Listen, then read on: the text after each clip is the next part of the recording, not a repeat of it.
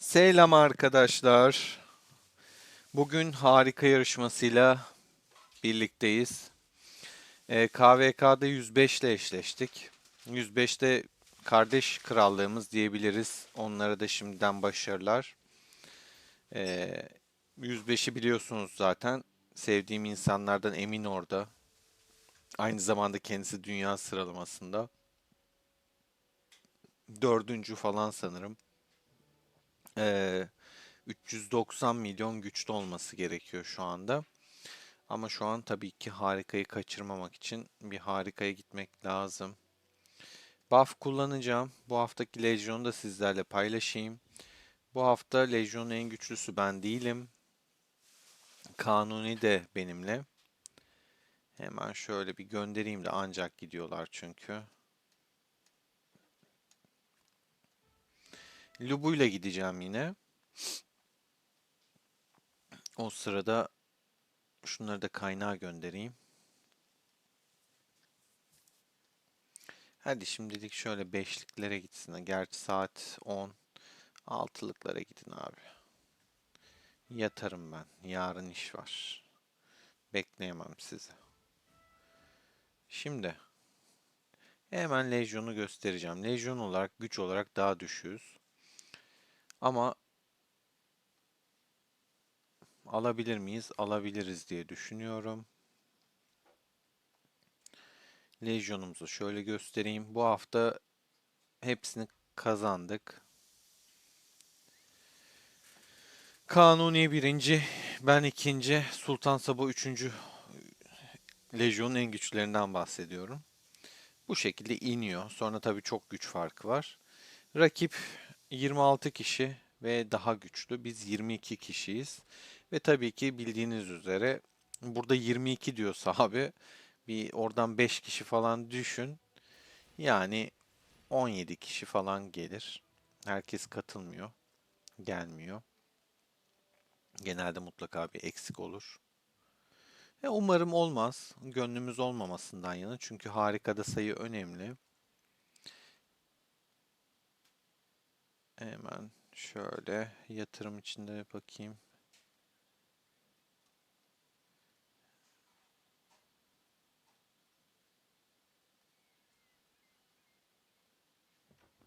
Bu yatırımlıkta sonra bakarım. Yolda geçiyor zaman zaten. Bakayım ne kadar kaldı. 30 saniye kalmış. Bunda 25 saniyesi var.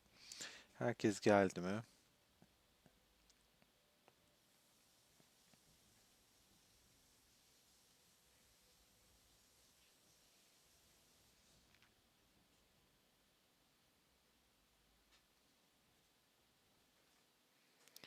105 ile güzel bir savaş olacak yani. Bir anlaşma yapmadık. Her iki krallığın oyuncularını da bir test etmek açısından güzel bir savaş. Mümkün olduğunca hakaret, küfür olmasın, problem olmasın. Benim için kıymetli olan o. Size arka plandan ses de vereyim. BlueStacks'ten şeyini ayarlayayım, açayım.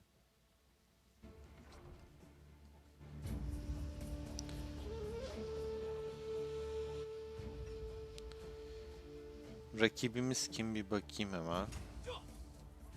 Buff bastım değil mi ben ya? Kafa gitti, yoruldum. Basmışım diye umut ediyorum. Basmışım, çok bir şey basmamışım. 148K, 142K. Normalde 150K falan olurdum. Daha da geçebilirdi.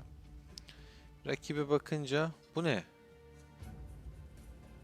Bu ne? Bu ne? Herhalde gelirler diye düşünüyorum. Krallık 155 ile eşleşmişiz. Bakmamıştım daha önce kimin olduğunu. Gelmezlerse bayağı ezici bir galibiyet olur ama tadı çıkmaz çünkü savaşacak kimse olmayınca tadı olmuyor. Bak Kanuni zaten direkt bana bırakın diyor. O sırada şöyle bir hatırlatayım. 26'da neler oluyor? Görkem'i çok merak ediyorsunuz. Önce bir Görkem'i göstereyim. Görkem'de birinciliğe geçtik arkadaşlar. Yaklaşık da 210.000 puanda fark attık. Birinciyiz şu an. Eşleştiğimiz mesela 155 şöyle bakınca. İkinci 21, 44, 8, 105'te 5. Bir dakika şöyle de puanları göstereyim size kişisel. 26'dan 3 kişi, 21'den 2 kişi var ilk 5'te. Mesela Emin de buradaymış 7. sırada 387 milyon güçte.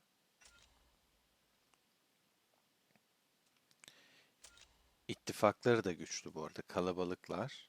167 kişi var, 10.2 milyar güç var burada. KVK'da güzel bir KVK bizi bekliyor diyebilirim. Çünkü güçlüler ittifak olarak da. Zaten gördüğünüz gibi 3. sıradalar ittifak sıralamasında. Emin var. Ondan sonra Eşkıya var orada bildiğim. 150-160 milyon güçteydi yanlış hatırlamıyorsam. Aynen 146 milyona düşmüş. Yine 100 küsür 3-4 kale daha olması lazım. Orada. Güzel olacağını düşünüyorum ben. Ama kaybedeceğimizi düşünmüyorum. Böyle deyince bana kızıyorlar sonra. Ya sen bize hor mu görüyorsun falan. 105'i mesela seviyorum arkadaşlar. Ben sadece şahsi fikrimi söylüyorum. Yani kağıt üstünde biz daha güçlüyüz. Aktiflik önemli tabii ki. Ha bu arada Doruk Şampiyonası geldi. Ama 4 saat yani pazartesi günü başlayacak. Burada yazıyor zaten, size daha önce bahsetmiştim. Ben işin gerçeği Doruk parası bekliyordum ödül olaraktan. Beklediğim şekilde ödül gelmedi. Bu şekilde işte Savaş Gülü diye bir avatar gelmiş. Bu güzel şey çünkü mitolojik çerçeve. Ama yine de tabii ki bir Doruk parası değil. Sandık da güzel bu arada. Sarı sandık çünkü. 8 tane iyi. Ünvan destansı. Bunlar öyle aman aman şeyler değil. Ve bu efsanevi grubunun birincisine verilen tabii ki. Hani ilk 16'ya girerseniz öyle wow değil ama yine de tabii ki üzecek şekilde de değil. Destansı bir şekilde yine bir çerçeve veriyor. Düzeltiyorum, efsanevi. Kırmızı destansı hep karıştırıyorum. Ustalar grubu daha zayıf bir grup oluyor. Efsanevi daha üst. Ustaların birincisine destansı şekilde veriyor. Çerçeve yok arkadaşlar. Ünvan var. Mor sandık. İlk 16'ya bu şekilde gördüğünüz gibi. Tek fark burada mor sandık hızlandırma ve kaynak fark var. Çerçevenin ünvanın süresi aynı. Avatar da aynı. Grup aşamasına kalanlar da ağızlarına bir tatlı çalıyor. Beklediğim gibi bu böyle şey bir hediye değil ama birinci ile ikinciye yine de mitolojik açıdan olduğu için çerçeve güzel buldum. Ama genel olarak baktığımda öyle çok wow'luk bir şey görmedim. Bende de mesela şu an mitolojik çerçeve var. Ha, gerçi bunu alması çok zordu, şu an hatırladım. Bunu almak gerçekten zordu.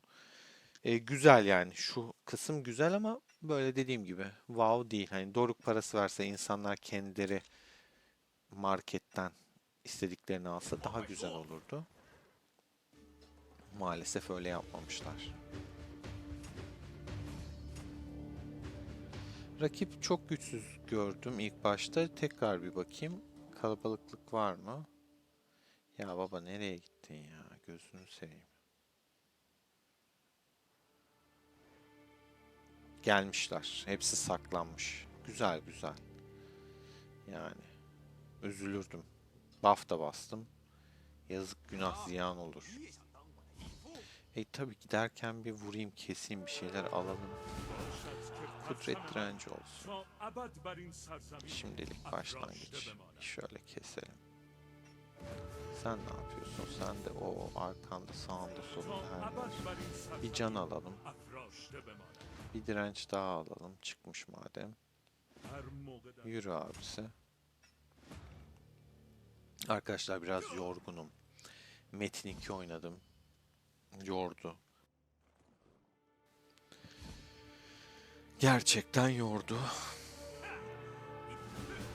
Bir yandan laptop bakıyorum kendime. Laptopumu yeni yıl gelmeden yenilemek istiyorum. Aslında kötü bir laptopum yok. Ama böyle biraz ömürlük götürecek düzeyde 250 bin bandına falan bakıyorum. Böyle önereceğiniz bir şey olursa yorumlarda yazabilirsiniz. Laptoptan iyi anlayan. Hani bak şu kullanıyorum üzmüyor beni diyen. Bu arada ben de anlıyorum da fikirleri her zaman saygı duyarım ve hoşuma gider. Bilginiz olsun. Benimle paylaşabilirsiniz yorumlarda. Ben şu an bende Excalibur var Casper'ın. İşin gerçeği. İç donanımı çok iyi diye aldım. Ama hafızası artık yetmiyor. 1 TB falan çok yetersiz kalıyor. İç donanımı iyi. 5070 ekran kartım falan var. RAM'i falan da gayet iyi. İşlemcisi de iyi. 13. nesil. Fakat dediğim gibi çok bazen ses çıkartıyor. Fan sesi bayağı beni rahatsız ediyor. Mesela Monster vardı ondan önce de. Biraz yerlilerden gitmeye çalışıyorum. Mümkün olduğunca hem destek olsun hem de iç donanımları iyi oluyor. Sadece kasa işte plastik olabiliyor, çelik olmuyor, metal olmuyor falan gibi. Böyle ufak farklar oluyor. Soğutma konusu iyiyse benim için problem olmuyor işin gerçeği ama fan sesleri artık aşırı rahatsız etmeye başladı. O yüzden böyle sessiz olmasını istiyorum daha çok. Mesela Semruk şeyine baktım Monster'ın ama hiç yorum yok ya. Hiç alan yok. Deneyen yok. Hani böyle 200 bin, 250 binlik Semruk'lara bakıyorum. 18 inç. 4 tane slotu var hafıza slotu. Hepsini dolduracağım 2 TB, 2 TB. Bir de o Gen 5 kullanıyor. Gen 5 de bayağı iyi SSD. Ama işte o fan sesi yüksek çıkarsa Allah at çöpe benim için. Yani o önemli benim için biraz. Asus ROG Scar 16'ya bakıyorum. 18'e bakmıyorum arkadaşlar. 18 inçe. Çünkü 16'nın ekranı daha iyi. Ee, ama onda da bak ya bu şey yapacak bana gelip. Fakat onda da arkadaşlar bir ara çok güzel bir fiyatta yakaladım. Ne kadar da yakaladım? Uygundu bayağı. 180 binde mi, 167 binde mi ne yakaladım. Ama sonra biraz araştırayım bakayım derken ne olsa beğenirsiniz. Laptop gitti. Bir daha da o fiyata bulamadım. Şu an 235 bin. 8 TB hafıza, 64 GB RAM. Şu an kafamdan söylüyorum aklımda kalanları. Ha 5090 ekran kartı. Ekran kartı çok iyi. Şimdi bayağı iyi ekran kartı. SSD'si ama Gen 4 5 değil. Semruk'taki gibi. Semruk'ta da bu arada 5090. İşlemci bu arada ikisinde de şey Intel Ultra 9 275 HX'te yanlış hatırlamıyorsam. Yani şey açısından Asus'u o yüzden düşünüyorum ama diğer anlamda da yapay zekaya sorduğumda bana ısrarla Monster'ı öneriyor. Ama Monster'da maalesef bir tecrübe şeyi yok. O fan sesi beni çok korkutuyor. Aranızda hiç Semruk kullanan oldu mu? Böyle ağır oyunlarda ben mesela hem video düzenleyeceğim, hem çekim yapacağım, hem oyun oynayacağım, örnek veriyorum. Beni üzmeyecek şekilde çalışacak mı? Çok gürültüyü hiç sevmiyorum yani. Gerçekten hiç sevmiyorum. Sese karşı böyle bir rahatsızlık duyuyorum arkadaşlar. Ya ne yapıyorum ben abi? Konuşmaya daldık burada. Burayı alacakken gidiyorum slot kesiyorum. Bu beni kesiyor mu ben? Yoksa kaç taneyle kesildim acaba? Slow da attı. Şuna vursaydım bari biraz. Kimmiş bu? Macman HYT. Kesti beni herhalde.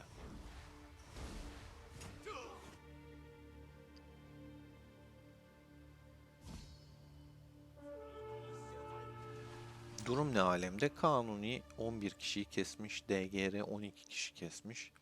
Yani rakipte güçlü var göründüğü üzere. Şu an önde görünüyoruz.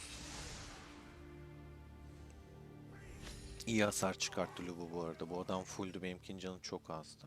Ona rağmen iyi çıkarttı. Şu çıkışta hemen biraz rün toplayayım. Dediğim gibi laptop önerilerinizi bekliyorum. Anlayan bilen varsa lütfen boş yorum atmayalım. Bilmeden yorum atmayalım. Konuyu biliyorsanız atın. Onun dışında 2000 aboneye ulaştık. Hepinize çok teşekkürler. Gerçekten güzel bir sayı. 2000 abone. Dediğim gibi biraz yorgunum. Ses tonum biraz düşük kaldıysa kusura bakmayın. Yoruldum.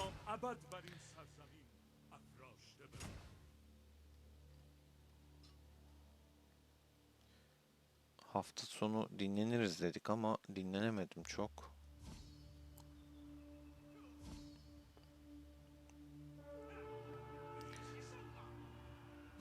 Kritik vuruş. Nice.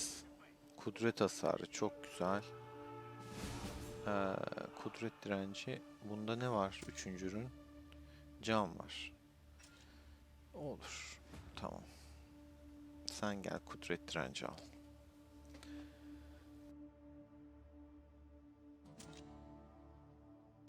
Ürünler ikişer seviye çıkmış zaten. Tamam. Şimdi artık gidip biraz savaşalım.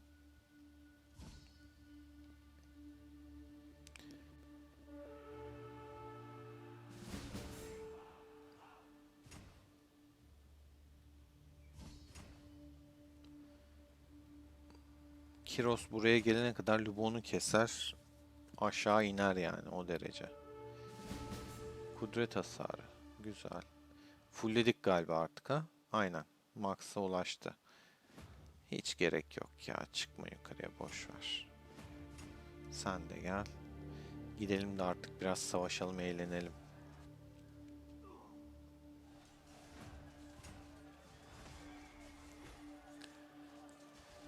Göçe az kaldı arkadaşlar.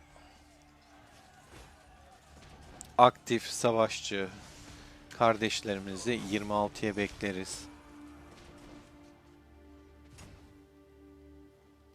Tabii kontenjan ve kapasite de önemli bu konuda.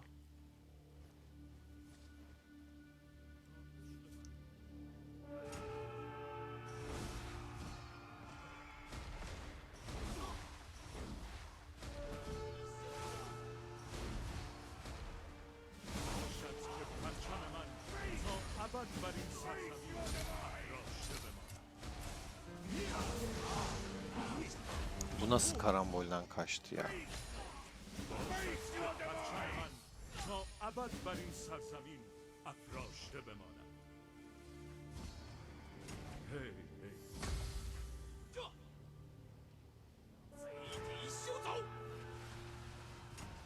Kaybettiğimiz bir yer var mı?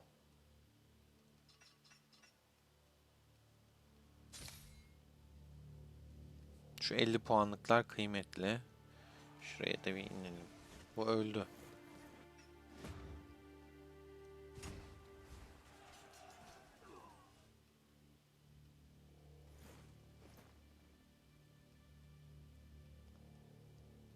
Şu 50 puanlığı almak lazım.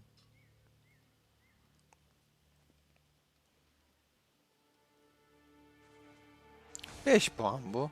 Ama buff'ı var. Çok da ciddi buff var. Sırf o yüzden geleceğim buraya. Buff önemli. Yani %30 az değil. Kaan kesiyor gibi gerçi ama. Boss kesildi hemen. Buradaki de kesildi.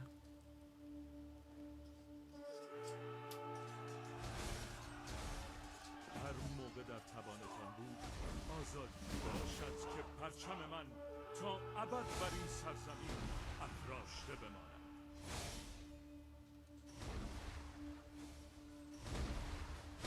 هی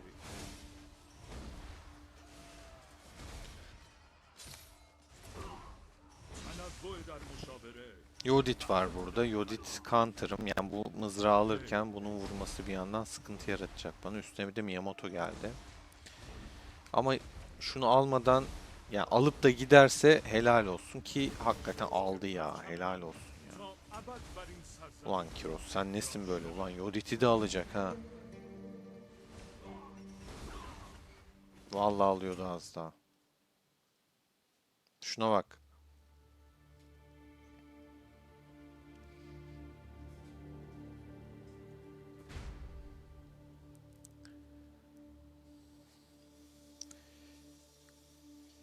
Sizin krallıklarda durumlar nasıl arkadaşlar? Bu arada üyelere, yani abonelere çekiliş yapmıştım. Bir de şeyi düşünüyorum yeni yılda. Kanal üyelerine, yani katıl tarafından katılan üyelere de çekiliş yapmayı düşünüyorum. Onların sayısı daha az olduğu için tabii ki de 2000 abone yok. Yani 2000 üye yok. Her abone üye değil kanala. Onlara daha böyle ciddi bir çekiliş yapmayı düşünüyorum. Yeni yıl hediyesi olaraktan öyle bir şey yapabilirim. Sevgili üyeler, bilginiz olsun. Aklımdasınız. Size özel bir şey yapacağım yeni yılda. Sizi unutmadım. Zaten size özel bir video atmıştım. Size özel bir şey de yapmayı düşünüyorum. Bilginiz olsun. Büyük ihtimal hani size yine doruk parası çekilişi yaparım.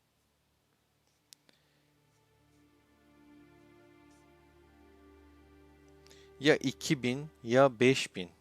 Yani ya 1999 ya da 4999 doruk çekilişi yapmayı düşünüyorum. Yeni yılda artık ona bakacağım. Yani yeni yıl olmadan. Aralık ayında yapacağım bu arada. Tekrar zaten duyururum tam netleşince. Yapacağım kesin. Daha sadece o vaktini netleştiremedim. O kadar yoğunum ki bakmadım, yani takvime bakmam lazım. Çekilişi organize etmem lazım. Hiçbir yerle anlaşmam yok. Tamamen yine kendi eee, cebimden paylaşacağım bir şey olacak. İçimden gelerek.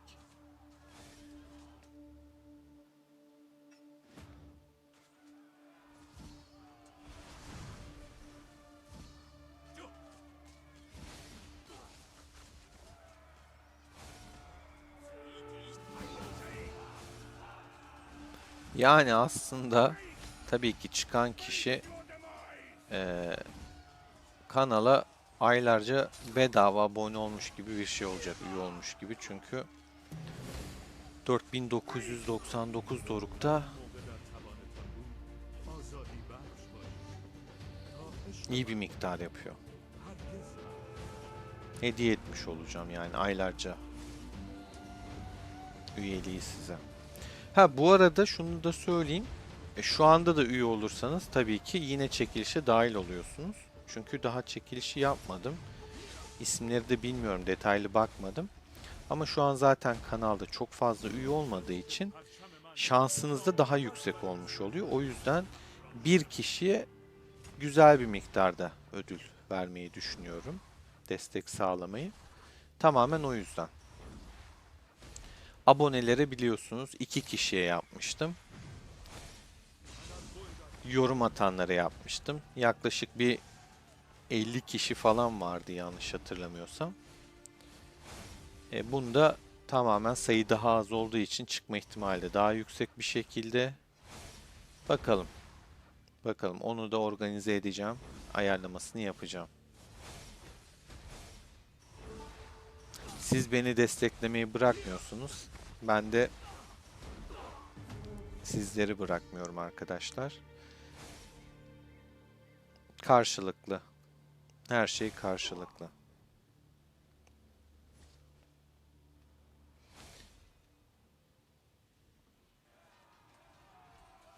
Katıl tarafından kanala üye olabilirsiniz. Bilginiz olsun. Üye olmayan arkadaşlar da çekilişe dahil olmak isterse.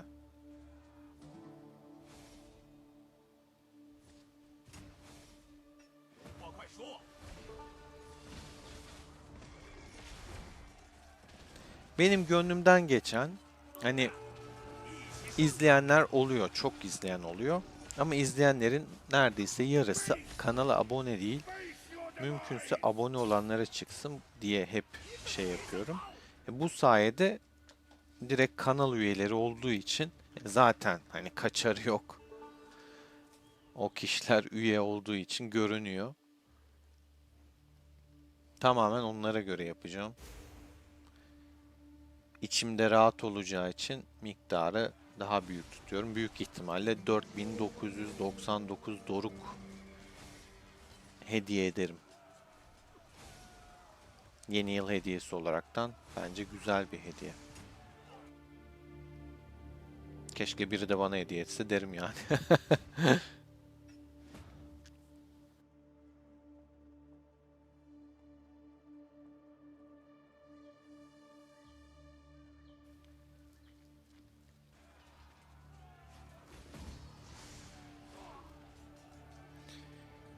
Evet, sen neredesin? Çok fark var tabii ama yine de çok da elden bırakmayalım. Şu Lubu'yu bir alalım artık. Burada bizim çocukları çok kesti. Şimdi bu Lubu'ya bay bay dedik. Sonra gelelim bu Kiros'u keselim. باشد که پرچم من تا ابد بر این سرزمین Ramses de bana vuruyor. Kafamda iki kişi var. باشد که پرچم من تا ابد بر این سرزمین Şuna da bay bay diyelim. Şuna gidelim. هی هی Lubu'mu kesmişler. Bakamadım hiç ona. Ama 3-4 kişinin arasına atmıştım zaten. باشد که پرچم من Evet, bu تا alan ابد بر این bizde. سرزمین افراشته Şöyle dışarıda basalım. Dışarıda karşılayalım mümkün olduğunca. Bir de zaten bir dakika sonra şey çıkacak. Boss çıkacak.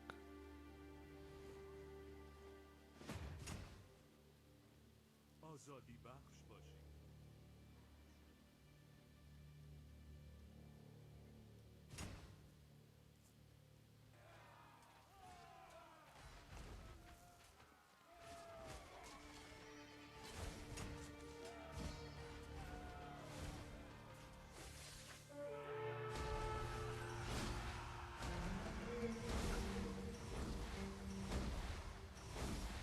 باشد که پرچم من تا ابد بر این سرزمین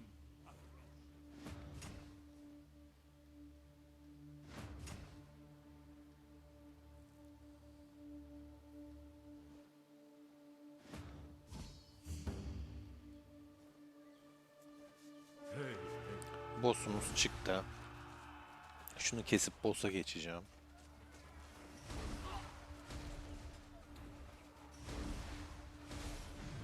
باشد که پرچم من تا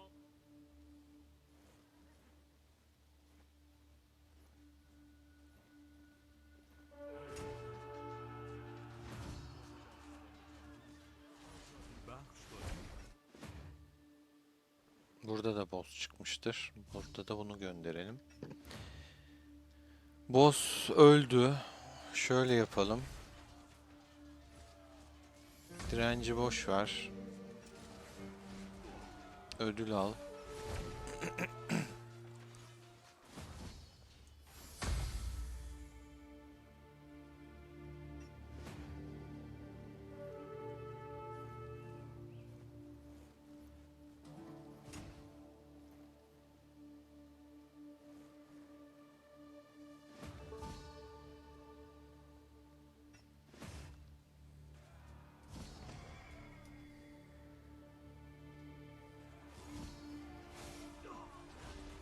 Güzel geçiyor ya. Savaş var ya. Savaş olduğunda hoşuma gidiyor benim.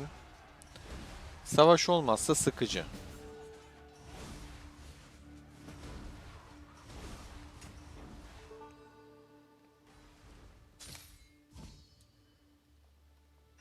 هر موقع در توانتان بود آزادی Var mı daha saldıracağım?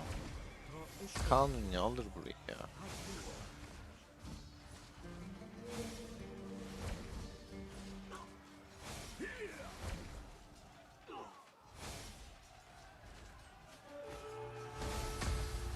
Şöyle bir puan durumuna da bakarız şimdi.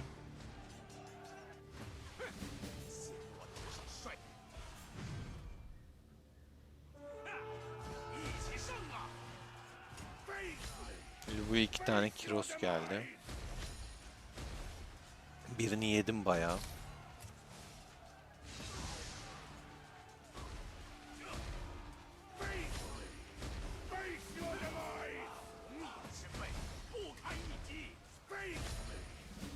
Diğeri de bir anda yok oldu. Teklendi resmen. Bunda ne var? Aa, Ramses keser bunu. Ölmeden şuna dokun bari de. Tüh.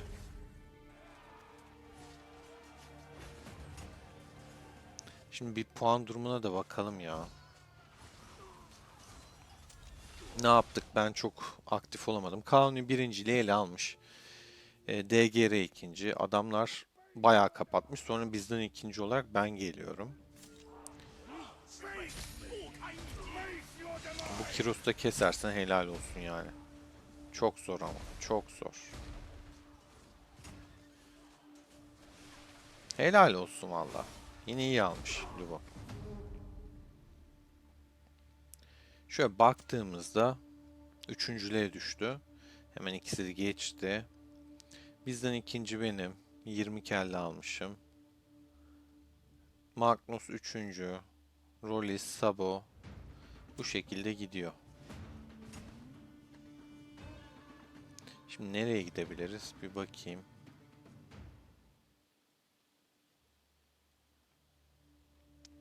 Şurayı bir almak lazım.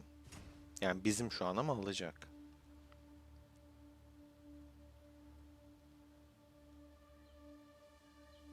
Burası çok karışık abi. Buraya gel. Çok kalabalıklar. Şuraya bir kere şu lubulara bir girelim.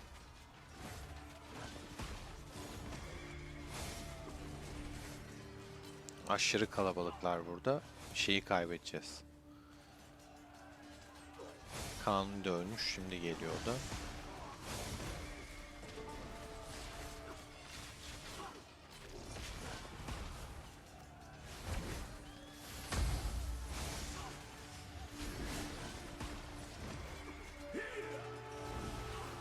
Bu öldü. Şimdi şu. Bu da öldü. Şu. Bu da öldü. Şu. Öldü. Bu. Ölüyor.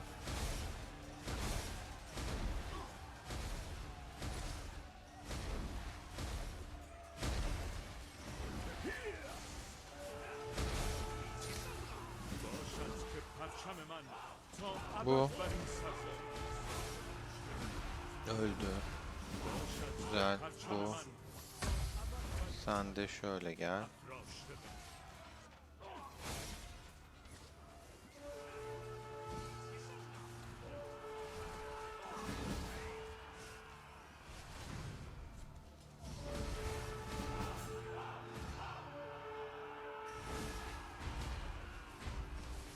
هر موقع در توانتان بود آزادی بخش تا عشق مردم هرگز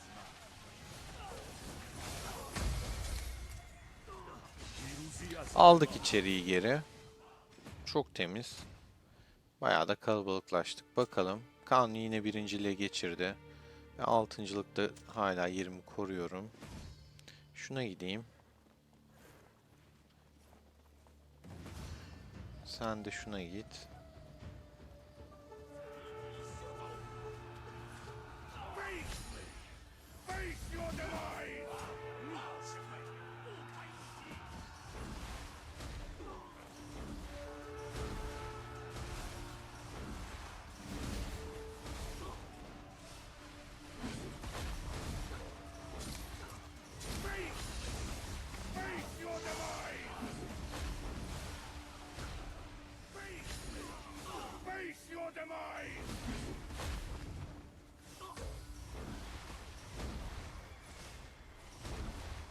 Bu bana vura vura öldü. باشد که پرچم من تا ابد بر این İki سرزمین tane kılıç var. افراز İmkanı yok. شود. Kiros'un oradan çıkma şansı yok. Ama yine yeterince güzel hasar verdi yani. Yapabileceğini yaptı. Biraz yorgunum diye arkadaki sesi de verdim ki savaş sesini duyun. Ulan yuh yaşıyor hala ya. Helal olsun. Ama ölsün yani. Gidip de böyle de yaşamasının çok bir anlamı yok.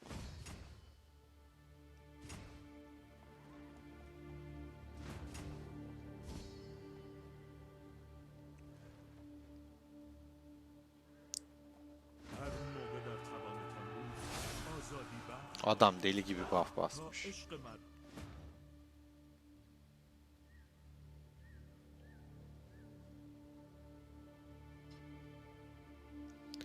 Bayağı farklı aldık aslında. Yani çok bir şey yok. 2 dakika kaldı zaten geriye. Sıralamanın da çok değişeceğini zannetmiyorum. Kanuni farkı açmış. Şu şekilde Sabo üçüncülüğe gelmiş. Kendi krallığımızdan bahsediyorum.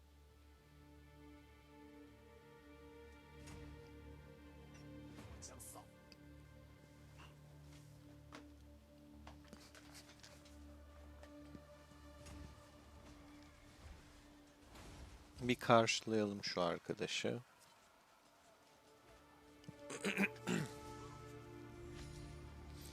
Uf. Ya benim Lubu artık çok çıldırdı ya. Görüyorsunuz arkadaşlar hiç affetmiyor. Yani öyle bir kritik atıyor ki karşı tarafta can kalmıyor. Bak şimdi bak bak.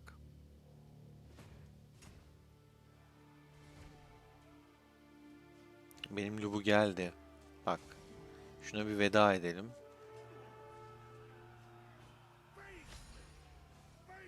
Bitti. İkisi de gitti yani.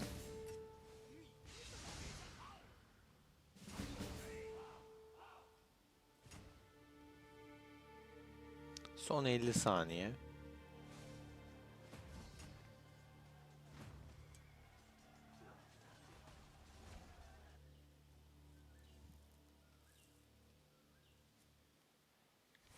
...535k gerçekten iyi bir puan.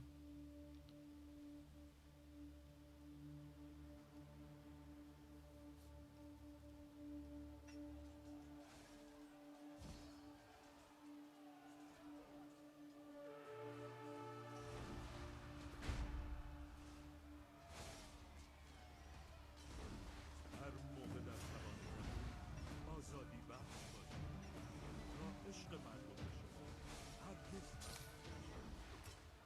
پیروزی از آن ماست. حمله کنید. Bitti arkadaşlar. Yine çok güzel bir hafta geçirdik. 4'te 4 çektik. Gayet temizdi. Güzeldi. Kanuni iyi ki vardı. Bu savaş çok kurtardı. Ama zaten o olmasa ona göre denklik hani doğrultusunda eşleştiriyor oyunda. Bayağı iyiydi. Şöyle baktığımızda bizden birinci Kanuni, ikinci ben, 3 Magnus, 4 Sabo, 5 Rollis ama tabii ki şöyle bir bakalım. Yine dediğimiz gibi 4 kişi gelmemiş. 18 kişi takılmışız. Herkesin eline sağlık, gelen herkesin. Gelmeyen arkadaşları da bir dahakine bekliyoruz artık. Gelmeyen 4 kişimiz var. Güzel bir zaferdi. 515 puanımızı da cebimize koyduk. Tertemiz. Bu hafta mis yani gerçekten mis. Hatta şöyle göstereyim size.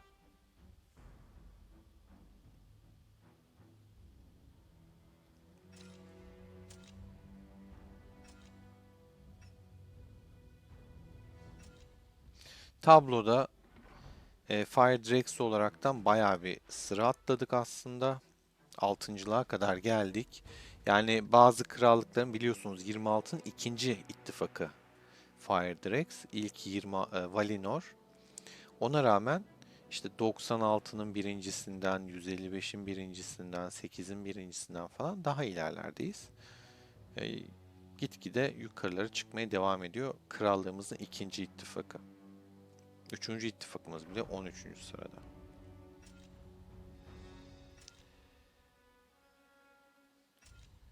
Şöyle şeye de bakalım. Şuradan çıkalım. Burada mıydı? Hepsini nereden görecektim?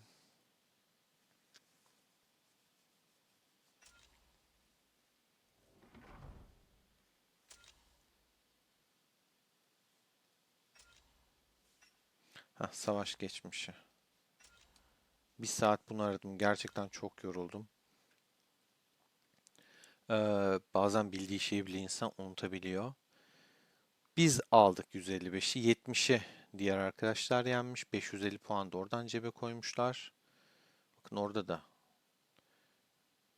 Orada rakip yani hiçbir şey yapamamış. Çok fark var. İlginç. Tigers ekibimiz de gayet güzel. Ekincan orada çekmiş Paşa. İkinci Burnley. Üçüncü yani çok güzel puanlar. Burası çekişmeli geçmiş. Biz daha güçlü taraftık herhalde. 28 kişi var. Ee, gelmeyen 3 kişi yine varmış. Puanlar çok iyi bu arada. Bir de 155 varmış tekrardan. Yo, bu bizimki zaten. Aynen, bu bizim şu an şey yaptığımız. Bu başka. Çünkü şu bizimki arkadaşlar. Sunday 19. Az önce yaptığımız biz de aldık. Başlamadı yazıyor ama 515 puan cebe koyan biziz. 4'te 4 çektik bu şekilde. Bu da Kaan. 246 puan yapmış. Baya güzel. Yani 30 kişi katılmış sözde. 3 kişi yine gelmemiş. Güzel yani. Çok iyi. Burada kaç kişi gelmemiş? Burada da bir burada 1 2 3 4 5 6. En çok katılmayan, hatta şunu da sayma, 7, bu da çok düşük, 8.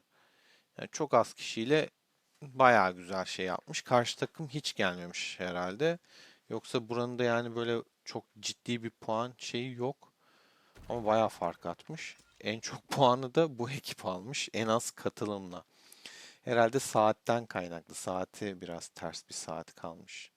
Bilmiyorum ama 70'e geçmiş olsun. Güzel. Güzel şu an. 4'te 4 çok iyi. Maşallah. Şu geçmişin şeylerini kapatmamız gerekiyor, farkını. Mümkün olduğunca daha dengeli, düzgün gidiyoruz ki ittifakı daha da yükseltelim.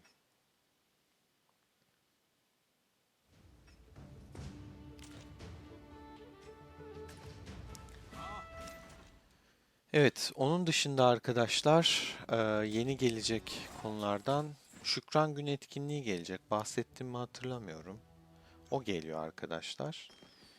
Şükran Günü'nde. Daha önce zaten eski oynayanlar bilir. Standart bir etkinlik. Yine böyle hep hani oyun içinde yeni bir alana gelecek. Elde ettiğiniz işte, örnek veriyorum, kabile keserek elde ettiğiniz şeyleri harcayabileceksiniz. Takas mantığı gibi şeyler oluyor. Güzel, kötü değil. Geçen sefer çok saçma bir görünüm vardı. Hindi falan vardı, yani savaş oyunda ben çok anlamsız bulmuştum.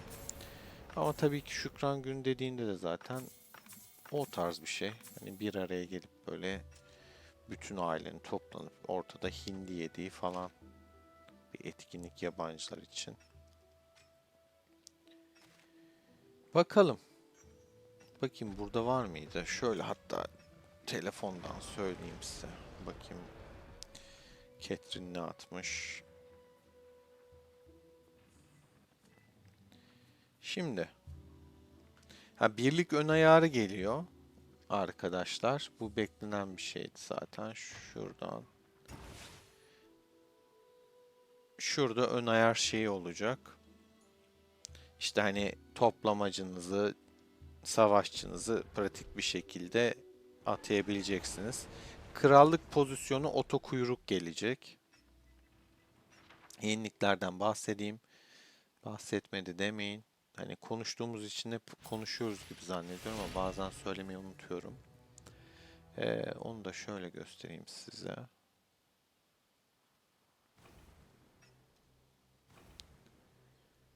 Şu anda da şey yok. İşgal altında olduğu için. Burada işte biliyorsunuz hani işte neydi onların ismi? Başrahip falan çıkıyordu biliyorsunuz. Onlar da oto kuyruk olacak. Onaya gerek kalmayacak. Sürekli birileri girip onaylamak zorunda vesaire oluyordu, zorluyordu. O işe son vereceğiz inşallah. Onun dışında ana defteri olacak KVK. İstatistik ne kadar doğru olur bilmiyorum. Biliyorsunuz yılbaşında yani oyunun birinci yılında ana defteri diye getirdiler. İstatistikler falan çok doğru değildi. Gerçekçi değildi. Bu KVK ana defteri nasıl olur bilemiyorum. İşte toplaman, öldürmen, bilmem ne, canavar avı falan sözde görünecek ama sayılar ne kadar doğru olur bilemem. Erdem mağazası ve erdem sıfırlama mekanizmasında değişiklik olacak. Biliyorsunuz mağaza şöyle açayım. Bu hafta sonu yani bugün mesela 300 binin üstünde olsaydı 300 binin üstündeki her şey gidecekti. 300 bine düşecekti. Örnek veriyorum 1 milyon erdem olsaydı burada geçmiş olsun 300'e düşecekti. O olmayacak. Kademeli olaraktan erdem mağazasında hediyelerin kilidi olacak. Kademe kademe olacak. Erdem mevcut sezonda sıfırlanacak. Sezon bitiminde yani.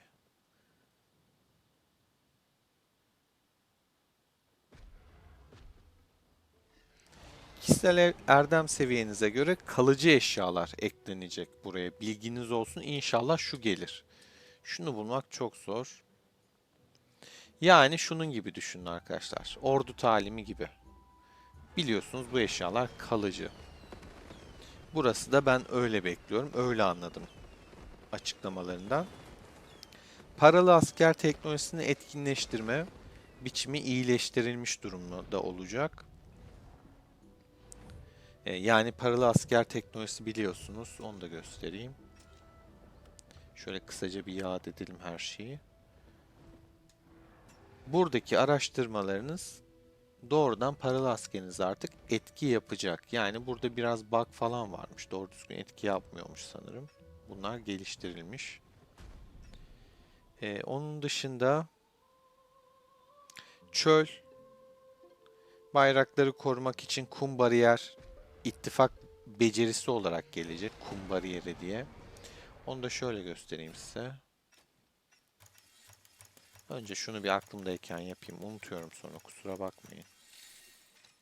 Buraya arkadaşlar kum bariyer becerisi diye gelecek. Bilginiz olsun. Onun dışında Şükran Günü'ne geçtiğimizde tipik bir hindi fotosu etkinliği geliyor. 7 gün sürer bu tarz genelde.